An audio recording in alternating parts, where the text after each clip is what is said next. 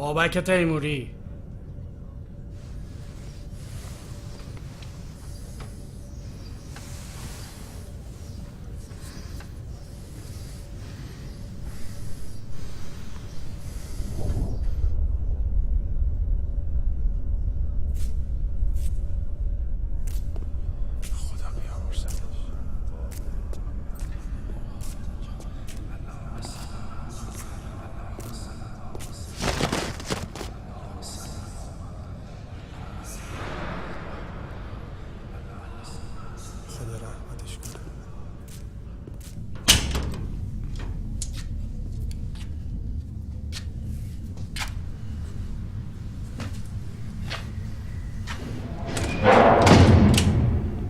نام به سلول شماره 20.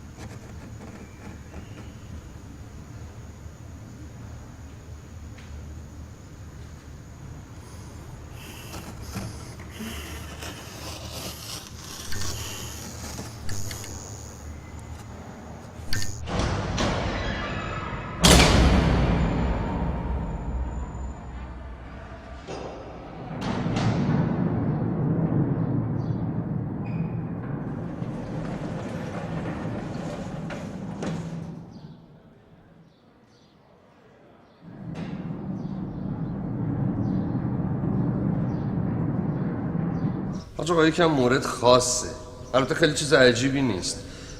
یکم حرفای مذهبی کفایت میکنه، همین که آروم بشه برای ما کافیه. براش از اون دنیا بگیم، از اینکه خدا بخشنده است و همه بنده هاشو میبخشه. البته من دارم خدمت شما درس پس میدم آقا. نفرمایید. خب حالا این بنده خدا چند سالش هست؟ جرمش چیه؟ قتل کرده؟ قاچاقچی چیزی بوده؟ نماز میخونه؟ اتهامش چیز خاصی نیست، همون داستان همیشگی قتل و این چیزا. آقای محمدی بشین سر جا طلا میاد. ببخشید حاج آقا، این سربازا شعور ندارن.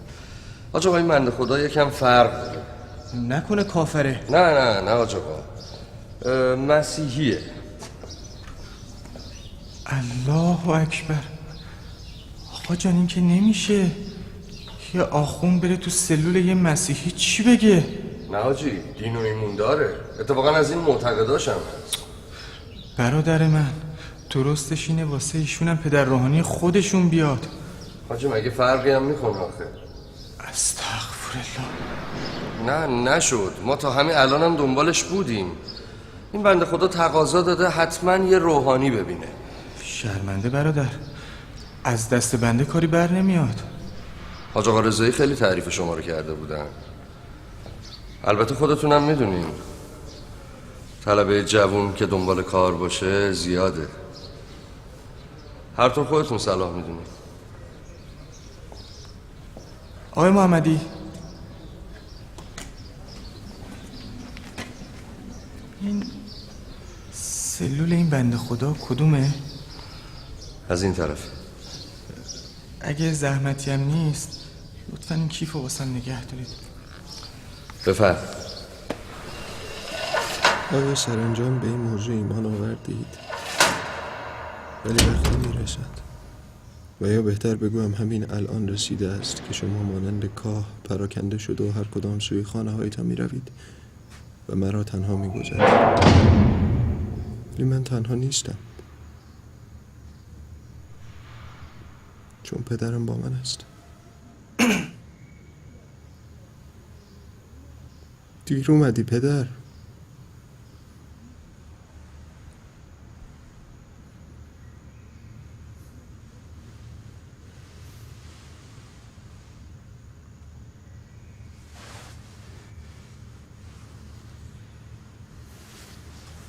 سلام علیکم.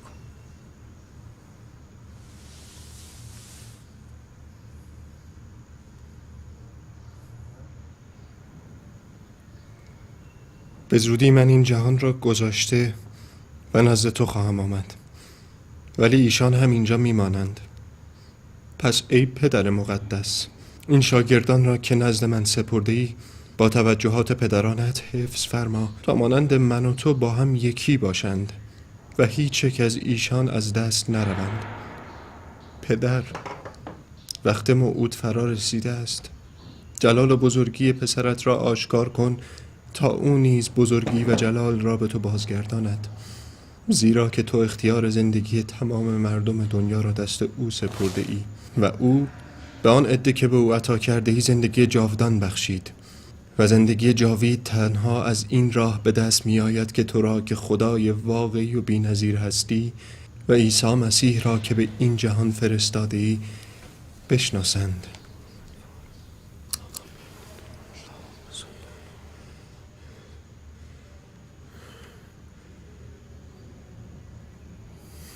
حاج آقا، فکر کنم آدرس رو بهتون اشتباه دادن. مگر شما آقای تیموری نیستین؟ بنده برای انجام فرایض دینی رسیدم خدمتتون. میخواین بگین نفهمیدین من مسیحیم؟ بله مطلع هستم، ولی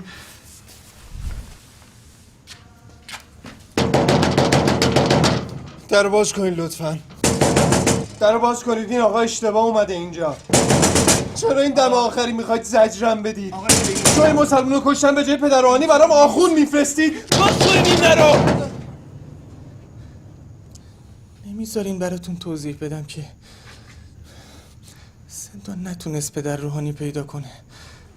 ربطی نداره که از اون جایی هم که شما درخواست داده بودین برای انجام اعمال دینیتون، خب بنده یه حقی رو فرستادن. ربط نداره؟ پس چرا دارن روز یک شنبه اعدام میکنن؟ یعنی واقعا نمیدونستن یک شنبه روز مذهبی ماست؟ عزیز جان،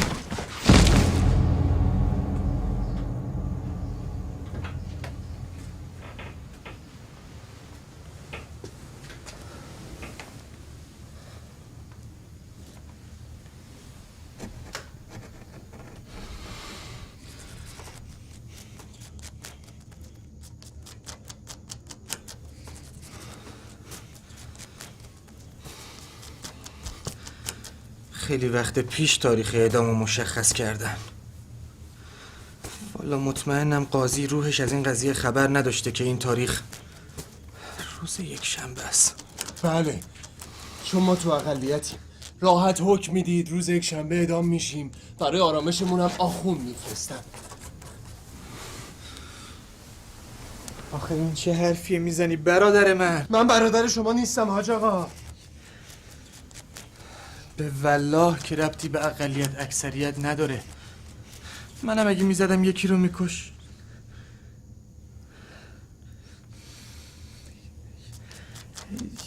یعنی اگه این اتفاقی که برای شما افتاده برای بنده میافتاد، الان دقیقاً جای شما بودم. به دین ربطی نداره آخه، قانون مملکته.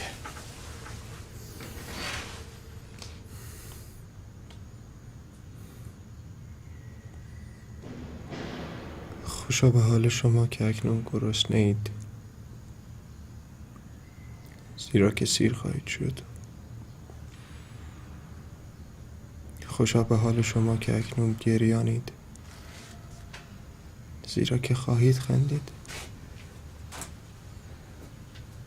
در روزی که تو را خواندم نزدیک شده و فرمودی نترس. هر کس که با مسیح متحد است حیاتی تازه دارد. هر آنچه کهنه بود درگذشت و اینک زندگی نو رسیده است. وقتی دل شکسته هستی من تو را آرامش میدم.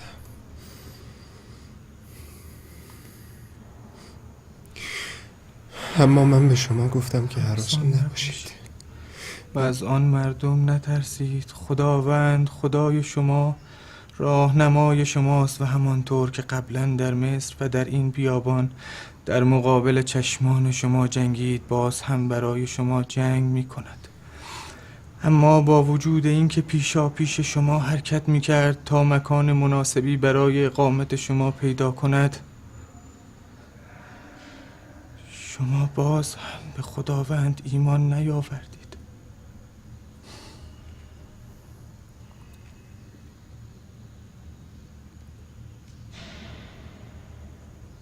جالبه.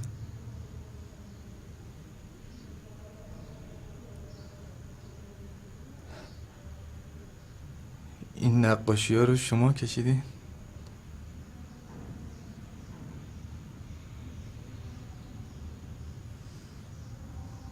تنها راه فرار از این سلول تنگه.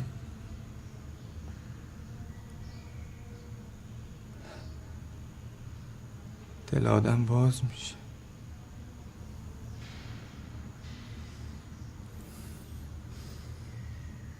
اگه دوست داری میتونیم جامون رو با هم دیگه عوض کنیم.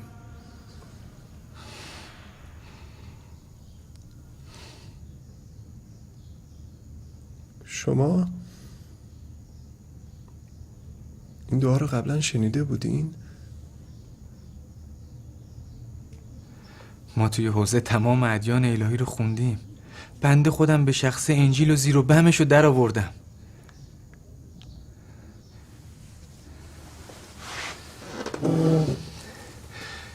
اگه رخصت بدی یک کمیشو با هم بخونیم تا مدیونت نباشم.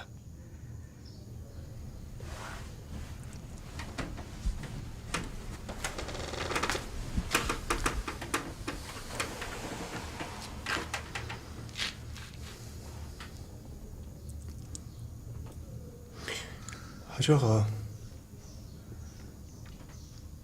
شما خودت باشی راضی میشین دم آخری که تعداد نفسات برات مهم میشن جای آخوند پدر روحانی برات قرآن بخونه؟ الکی واسه دلخوشی ادامی دروغ نگو حاج آقا. خدای مشترک جفتمون دروغگویی رو نمیبخشه حاج آقا.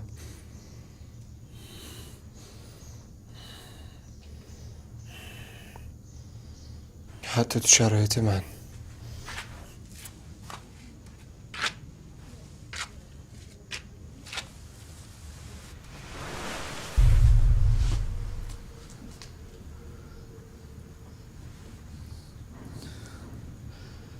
نمیدونم الان گفتن این حرف دردی رو از شما دوا میکنه یا بار منو سبک میکنه.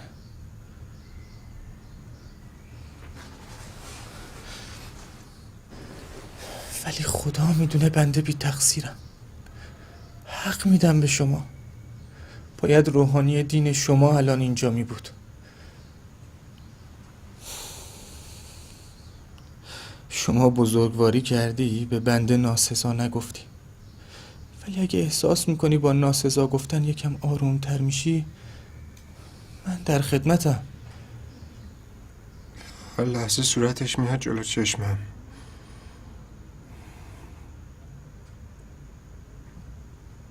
اصلا نمیشناختمش. عصبانی شدم. نفهمیدم چی شد. یهو به خود آمدم دیدم اینجام لای این چند تا دیوار سیاه و یه زنجیرم به دست و پامه.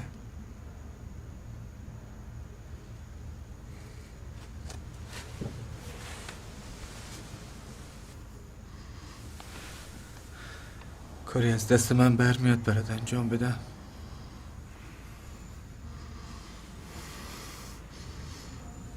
نه، یعنی دیگه فایده ای نداره. یه پدر روحانی میخواستم که اونم نشد. حتما خدا خودش خواسته این دم آخری هم تنها باشم.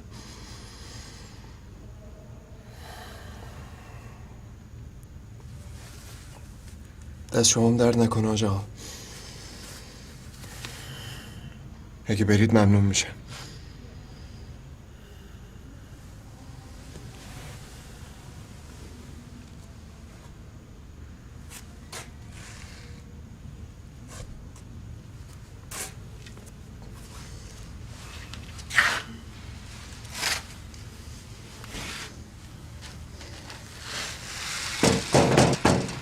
باز کنید لطفا.